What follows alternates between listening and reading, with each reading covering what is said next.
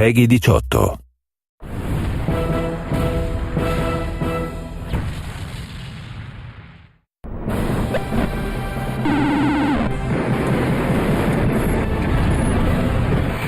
People are turning into monsters!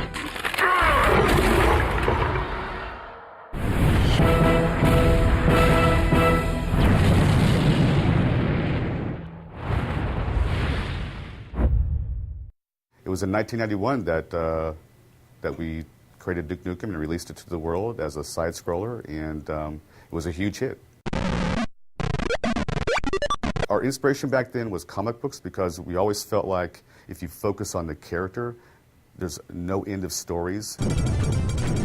Duke does it his way, and his way is very entertaining. It's a wild thing. The original name for the game was actually called Heavy Metal, and the idea was to have sort of an anti-hero who was very much sort of a renegade in society and sort of, an ex-military guy who went rogue. When the original Duke got started, it was myself, Alan Blum, and another programmer, Todd Repogel. Todd Repogel and I went to school together. We grew up together in Santa Cruz.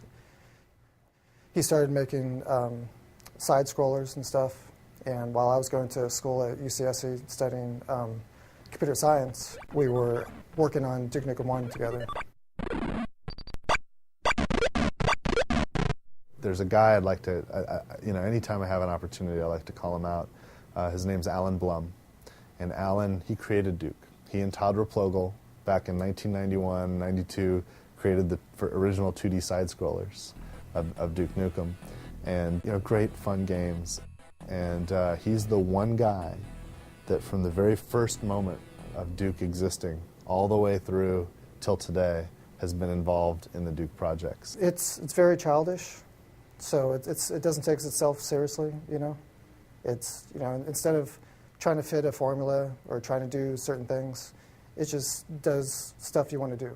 Duke Nukem has always been about the character, and we were focused on that at the beginning. It was difficult to bring it out with the side-scrolling, simple technology in which we couldn't have voice work and so on. Actually, the voice started with Duke Nukem 2. At the opening cinematic, he says, "I'm back." Todd Repogel, the original Duke Nukem programmer, came to me and just asked about doing a voice because he wanted Duke Nukem to sound like, at least then anyway, sounded like a cross between McBain and Arnold Schwarzenegger. Those were my instructions, and I just said 2 words. I said, "I'm back."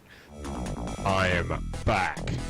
The original Duke that Todd and I were working on didn't really work well, and when George joined the company, he actually spent several nights kind of redesigning, and back in those days, it's like, it was EGA and very pixelated stuff, but he gave Duke his little smile and gave it the yellow haircut and everything, and kind of really made the character look the way he still looks today. What? Did you think I was gone forever? Too long. We've waited too long, frankly. And I don't know if there's anything that could live up to the idea of 15 years of development, but this is absolutely a worthy successor and a worthy sequel to the game. I think that this is what fans have wanted to come out, and it's finally come out. I can't be more excited. If you're a Duke fan, and especially you're one of the fans that hang out on the 3D Realms forums for all that time, refusing to give up, refusing to, give in to the naysayers or whatnot, you're going to have a blast with this because it is a hell of a lot of fun.